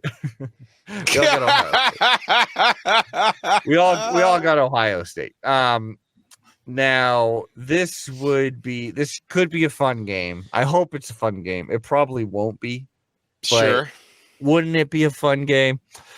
Number 9 Penn State versus number 19 Illinois. Hey, they're both ranked. Penn State looked vulnerable in one of their games. Two. I think you could argue that they. Oh yeah. Given what we know about West Virginia, they should have, hammered West Virginia a lot harder than they did. There's a weird delay too that kind of threw true. Things up. Yeah. West Virginia's had weird delays in both of their home games. Like, That's weird. Aaron, they're both ranked. I love Illinois. Penn State is undefeated. I mean, as is Illinois. Illinois is coming off that big win in Nebraska. These are two undefeated teams? Undefeated teams. Top 25 teams. It's tough. Got to go Illinois. I don't think Penn State's got it in them to keep it undefeated. It just doesn't feel right. Something about it stinks. I would love freaking Illinois to win this. I really want them to win it. Well, let's dream hard, big boy. Let's do this together. I will dream with you, but then I'll wake up and in the cold, realness of reality, such a stupid sentence, I will have to choose Penn State. I think it'll be ugly. I don't like. There's two options in this. This game will be either really, really ugly, but Penn State will pull it out in the end, or phrasing, or Penn State will just blow them out, and Illinois will just, or Penn State will just blow their back out. Right. So what do you got here for any belief that Illinois that their undefeatedness can survive this week? I will note Illinois does have a weird history of winning this game. Really? As underdogs. Yeah, they've actually won this game like I think 5 times this century as underdogs. Nice. Like specifically as not just won the game, but won while they were like heavily favored to lose. Including I think like half of like not all of them at home. Like I think it like 2 or 3 of them in state college as this game is. So I don't know. There's kind of a weird history there. So therefore you're choosing Illinois. No, I'm choosing Penn State. So I think again, like they shouldn't be undefeated. Like they, even against Kansas, which hindsight shows this is not really a good team. They needed some, lucky interceptions. They needed lucky interceptions against Nebraska to not lose that game. Like I do think that Penn State's kind of a, more shaky team. I don't think this is going to be a blowout. Like I think both of these teams are pretty mid, to be honest with you. It's just, I think that Illinois' best strategy, it's just that like Penn State is just more of the team that Illinois is, where both of them, their best strategy is just like slowly matriculating the ball down the field and trying to hold the ball away from them. And then eventually they have to throw the ball down the field. And like, I just think that like, Penn State is better at that than Illinois is. There's no matchup advantage that favors, Illinois. Like there's no, there's nothing. Yeah, there's no matchup advantage that favors Illinois. Like they just want to play the same game, and Penn State's just better at it. It would, the scenario for Illinois winning this game is they get lucky. Which the great college football which definitely podcast could happen. It's just like you don't bet on a team getting lucky. Look, it's not. The great college football podcast, Solid Verbal, always says you have to have a reason to actually choose the other team. Like you can't just say the flaws of one team and be like, and therefore I bet the other team's going to win. It's like, well, you have to have some faith in some part of the other team that they're better in some way or will be able to take advantage and stuff. And in this one, I just don't really see anything. The scenario is that, like, I think Illinois' wide receiver core is better than Penn State's wide receiver core. And so if Altmaier turns out to be the quarterback that I don't like Altmaier. That's actually the basic reason that I've been betting against Illinois. To be fair, I like him because you can see how much is stacked against him, again, including his lack of physical ability, that I like rooting for him quite a bit. That's why I like him. I mean, like I'm 2-2 on picking Illinois games. I mean, I picked them to win against Central Michigan and Eastern Illinois, of course, and they won those. But like, you know, I've lost picking against Illinois twice now on Kansas and Nebraska. Now I think Kansas and Nebraska both turned out to sort of be worse teams, and also, you know, Illinois got some lucky interceptions. I think maybe Illinois' defense might be, you know, ticking up a little stronger than I thought, and I think maybe their run game is maybe figuring out a couple of things. Fagan is turning out to be like a pretty good running back for them. We only saw him a little bit at the end of the year, so like he's turning out to be pretty solid. But the real question, you know, about, you know, regarding whether I got something fundamentally wrong about Illinois is I watched all of Altmaier's film last year, and I watched him as a true freshman at Ole Miss. And like, I didn't see any improvement in like the core fundamentals of his throwing motion. And I thought he was a below average quarterback. I thought there was a reason why when Paddock, the backup, came in, that Paddock performed so much better than he did with the same tools. Like when you get a natural experiment like that, right? Like same quality of competition, same receiver, same offensive line, like everything's the same. You just switch out the quarterback and the new quarterback comes in and lights the world on fire. Like that gives you really good data about like what was wrong with the previous quarterback, and it like confirms what you had been seeing about like this guy's throwing motion is trash. Like and then I watched the Altmaier film. I still think his throwing motion is trash. I still don't think that guy can throw down the field. I still don't, you know, I don't think he can access the advantages that having good receivers like Franklin and Bryant gives them. And they've got more good wide receivers in Franklin and Bryant than Penn State does. Like Penn State's got one good receiver, they have one good wide receiver who's Julian Fleming, but Aller doesn't want to throw the ball to him. Aller just wants to throw it to the tight end, Warren. But like that's probably enough. Like, and I don't know, if they get in trouble, they could probably activate their passing game. Like that's the scenario for Illinois to beat them, is that if I'm wrong about Altmaier and he throws the ball to their wide receivers, and I'm also right about Penn State's secondary, being trash. But you know what that would also require is for Illinois' offensive line to be able to hold up to Penn State's pass rush, and that's where I think just this whole thing falls apart. Like this whole dream scenario of Illinois pulling off the upset based on Altmaier hitting up, winning the passing battle, is that you are not going to win against Penn State's pass rush. I've watched Illinois' offensive line. It ain't going to happen. Like, that's where this all goes up in flames. So I guess if on, next Tuesday, what we're talking about is how the hell did Illinois, win this game, and do we need to sell stock in Penn State? What I'll be telling you is sell stock in Penn State's pass rush. Like that's what, but if Penn State's pass rush is nominal, which, it should be, then, they should just crush them. Altmaier running for his life, not able to throw the ball to these guys, standard Penn State win. And if next Tuesday we're talking about Illinois winning, I'm telling Illinois fans to buy tickets to the Big Ten championship game, because you're there, buddy. And the final game we will be picking, that is right, UCLA versus number 8. We went up 1, number 8, Oregon. We will be playing. Is Mizzou still ranked ahead of Oregon? I don't know. I haven't actually looked up the. I don't really pay attention to this. I'll look it up right now.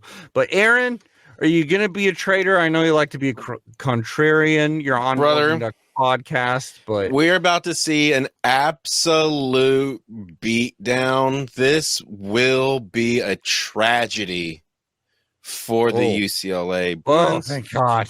As Oregon will be scoring minimum 77 points. Oh, my God. I love this. I love the side of it. And that's just how it's going to be. We're probably going to see, 21 points. 0? Yeah, we're going to see 21 points just from special teams. Like, just special teams is going to give us 21 points. Easy peasy, lemon squeeze. all day long. Holy cow. I love that, Aaron. Yeah. That is great. By the way, the teams ahead of us. Number 7, Mario Cristobal's Miami, Florida. Oh, boy. Boo. Yep. Number 6, Ole Miss. Number 5, Tennessee. Number 4, Alabama. Number 3, Ohio State. 2, Georgia. And number 1, Steve Sarkisian's Texas Longhorns. Fucking A, bro. Yeah, Texas, baby. I know you. Yeah, want to finally, start Texas your new football Texas. seems to be back. Yeah, that'll be quite. If it's national championship game, Oregon versus Texas. I don't know who you'll choose. I've played that game. I've played that game in College Football 25, and I'm not joking. Longhorns are a hard win. Good to know. They are a tough team in the game. We got a scouting report from Aaron there. Yeah, they update the roster regularly. Did you win, or did you play with Texas? No, I've played Ducks. I have both lost and won that game. I've played the Natty Champ a couple of different times, always against the Longhorns, because I just feel that that's actually what's happening. Okay, it's a tough win, man. It goes either way. Do they have a little, like little pixelated Matthew McConaughey in the game? No, it's not pixelated, but he is the halftime show full nude 50-yard line playing the bongos. Okay, now I know you're lying. Okay. Well, I'm also choosing the Ducks. There's really no reason to choose UCLA. They struggled against Hawaii. They were embarrassed by Indiana. They held up for exactly one half against LSU and then scored 0 points. Home field means nothing to them. No. And the Ducks look like they're pretty freaking good, especially hopefully the O-line continues their development. Matthew Bedford, it appears was injured during practice a little bit, so he probably won't be added to the rotation. But it seems like we're in a pretty good spot right now. God willing, knock on wood. Even if we showed up with our week 1 O-line, I still think that iteration of the Duck football team would still beat UCLA. Oh, yeah. Would still beat UCLA. But I maybe wouldn't be as comfortable, but I still think we'd beat them. You'd just be like, yuck, here we are again. Because I think our defense would shut them down. Yes, 100%. They're scoring 0 points. And I think there's going to be a lot of Duck fans in the stands, honestly, because I think there's a lot of Duck fans in that area. Hithliday, you're going to be a traitor and choose the Bruins? No, I've got Oregon. Yeah. The stuff to watch out for in this game. UCLA makes up for when UCLA is on defense and Oregon is on offense. UCLA is making up for the problems that they have in their defensive front, both injuries and what the inherited roster from Chip Kelly is, by throwing their glut of linebackers at every problem that they have, which means you have said that for a year, so this is pretty amazing. It is. I mean, it's crazy. I mean, there's like a dozen linebackers on the team. It's the only time you've ever said that for any team we've ever covered, too. So you can tell it's an anomaly. and it's. I mean, they're down to like one good defensive in what is structured as a 4-down front. They're down to like one good defensive tackle. They never get any pass pressure. And then like rather than restructuring as like a 2-4 or as a 3-down front, although they bizarrely play like a quasi tight and a bunch of downs, they just keep the 4-down like type of structure, but like just replace defensive linemen with linebackers, because it's like, well, that's what we got. And so like, but they're too tiny, or they'll swap out a defensive tackle for a defensive end and just have this guy who's like 60 pounds too light standing in the middle of the line, and then he just gets cleared out, obviously. So anyway, obviously that, creates big opportunities for the offense. So, look out for that. But then the way that they sort of, I don't know, keep you guessing on offense is that they just throw extra bodies at every problem. They're like, well, we've got more linebackers, so it's lots of different defensive configurations in the front, like just tons of them. Like, I mean, I've got like 6 different independent defensive configurations in the front, and then they blitz a lot, like a ton of, like, the blitzes never get home or anything, but I mean, they never get home, like not even against Hawaii were they getting home. I love that. But I'm saying in terms of for Oregon fans what to look out for, like, in terms of, hey, what's the status of the offensive line? Like, hey, let's see blitz pickups, let's see good communication. Let's see, because UCLA is going to throw the kitchen sink at them in terms of, trying to get to the quarterback, with wacky, stuff. And hey, Will Stein, do your job. Let's get some, hot routes. Let's get some easy completions, built into this. And then on the other side of the ball, I don't really think UCLA is going to be able to get anything going inside the structure of their offense. And I think Bieniemy's, offensive play calling is probably too complex for what this offense is capable of doing. Where basically they've ever moved the ball is Ethan Garber's doing off schedule stuff. Now, like, he's no Dorian Thompson Robinson in terms of like scrambling, but like, it's more like I just breaks the play and then finds one of his talented receivers on the scramble drill.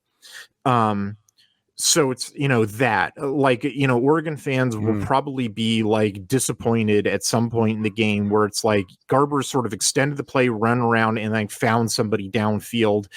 And you're gonna be like, God, like, we had him off the field and he gave up like a 17-yard pass. Like, damn it, and the question. But then it could be like a strip fumble too, or a pick, sure. Yeah. I mean, like, there's going to be chaos stuff like that, and so like, I'm trying to like forewarn you that like there's probably going to be some heartbreaks in the game like that. There's probably also going to be some chaos, and the question about like how much UCLA scores in this game is going to come down to like, I mean, maybe just like how lucky they get on such plays, like whether, how many of those turn into interceptions, versus how many of those turn into like, oh my God, they connected on that damn scramble drill, kind of deals.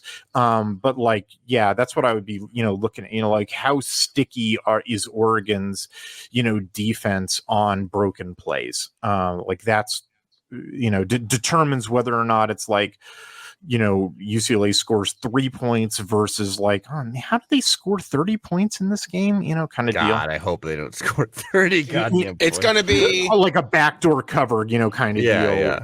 Yeah. It's going to be a 6 sack, 3 interception, 2 fumbles kind of a game.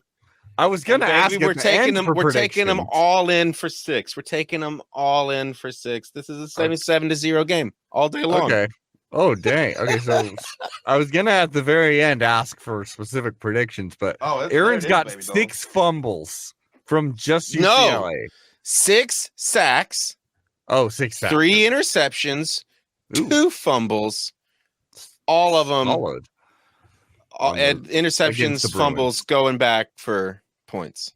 Oh, against, dang. Yeah. Our defense is going to annihilate. So you're saying 3 pick sixes and then 2 scoop and scores.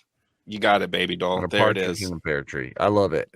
My super specific prediction is that Dylan Gabriel has a better stat line, or like, has more yards thrown, more touchdowns than Garber's. Oh wait, I said Dylan Gabriel. I meant to say Dante Moore. That's the actual fun part of this.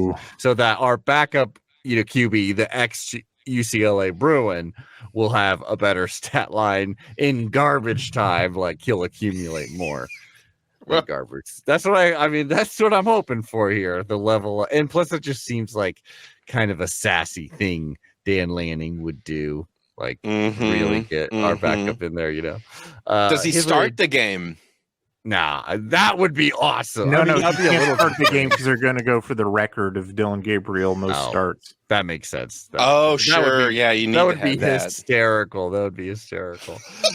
Hitler, do you have a specific prediction?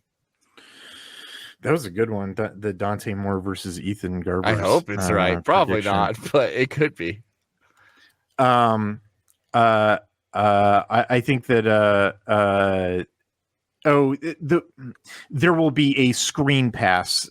Oregon will score a touchdown on a screen pass. UCLA is very vulnerable to screen passes because of how blitz centric their defense is.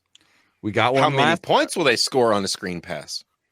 Fine. I'll go even further. They will score 2 touchdowns. There we go. At least 2 touchdowns will be scored on screen passes. Okay, at least 2. I like it. I'm gonna actually write these down like a producer should.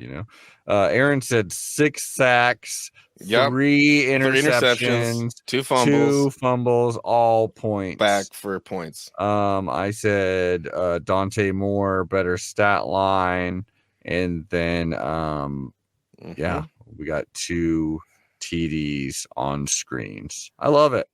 Hopefully all these happen.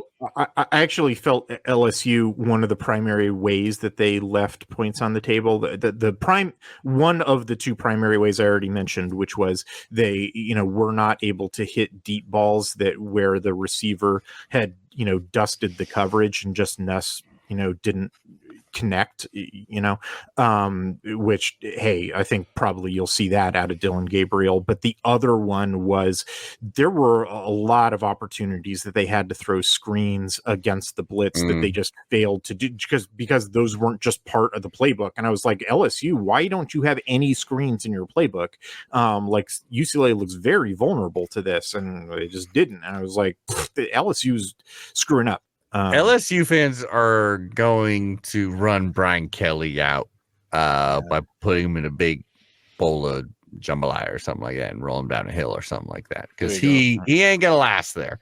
Now let's get into the results, the long-awaited results. Now, here was last week. So Hit the Day had a 2-point lead over me. He had a 5-point lead over Aaron. 41 to 39 to 36 is where we lasted. Now, this is big, Aaron. This was the worst week for Hithla Day this season thus far. He only got 8. You and I got 9 apiece, so we did do a little bit better than him. That takes the final score here 49 to 48 to 45. I'm still in it. A little bit closer. You're still in it. You chose pretty differently this week too than both of us, so maybe that'll. I did. Dang, I'm fucked. That's good. You have to. You have to, man. I have to. So wait, we differed on 3 games, right? We differed on the Rutgers Virginia Tech game, which you picked up. We differed on the Purdue Oregon State game, which you picked up, and then we differed on the Iowa Minnesota game, which I picked up. Yeah. That's right. That is correct. And then Aaron and I were pretty similar, except he chose Virginia Tech, I chose Rutgers, but then I chose Minnesota, he chose Iowa. Yeah, so we'll see what happens. What do we differ on this week? This week, I'll pull out the big ones here. I mean, we were all pretty similar in a lot of them. Yeah. I was the black sheep for the first one because I chose Washington over Rutgers. And I chose Terrapins. Yeah, you did choose the. Y'all did not. I got it here somewhere, I'm sure. Yeah, that's right. You were the black sheep there. You chose the Terrapins. We all chose USC. We all chose Ohio State. And then Aaron chose Illinois over. Oh, yeah, that's right. Other than that, so like Hithla Day and I are exactly the wow, Adam. So you gotta root for Washington this week. Hell yeah, to tie it up. Huh? I like that. I think I'll hate it, but I think Washington got it. I mean, I'll be tied. I mean, it's just so advanced gross. Advanced stats heavily favor Washington, but Vegas favors Rutgers, which tells you advanced stats have failed to. I mean, they failed to take out Rutgers' last year's stats and take out Washington's last year's stats. Stats? I don't believe in stats. Anyways, please go over to Addicted to Quack to read Duck Dive. duct tape the reviews of every single week of Oregon football, written by the great Tristan, I do believe, right? Yeah, Tristan's doing the post game write-ups each Tuesday morning. Obviously didn't have one this week, although he did write up just the statistical analysis of he did the offensive line in one article, and then the basically everybody else in another article, and that's up on Unaddicted to Quack. That has been like this so far, the discussion over Oregon. It's like offensive line, okay, and the rest of the team. What went up today, I hired a hockey writer to cover the hockey team, because the best uniforms in sports. Everyone knows that. Everyone all of sports. And absolutely. Thomas put up both of those articles, and we got photos of the uniforms. That's sweet, great. dude. That's great. Maybe I can be your official photographer. I live like 2 blocks away from the rink, and the rink exchange. Games. Yeah, there you go. They beat the Huskies 5-1 in both of their games last year. Ooh, that's right. Is it called like the Battle on I-5 or something like that? I don't know. I don't know. I don't think it deserves a name. I think it just deserves like angry growling. Yeah, I agree. Because if we lose, I don't want to talk about the game at all. Aaron, sound some words of wisdom, my man. Words of wisdom. We'll stay here in silence until you think of it. I don't care. Look, here's the deal. All right. UCLA is trash fire, garbage team filled with horrible individuals. All of our guys, perfect gold. Can't touch them. Clean cut individuals, and because of that, the deities of the universe will be on our side, and that's it. Wise as hell. Wise as hell and unbiased. I'm feeling very wise lately. My connection to the universe seems to be a flickering light bulb in the distant closet. Well, I'll tell you what, that Illinois win will realign my man. I can feel it. Dude, I hope so. I think if Illinois pulls it through, then maybe I should start following. Aaron for president. All right, y'all. We'll see y'all next week. Quack, quack. Quack, quack. Bye.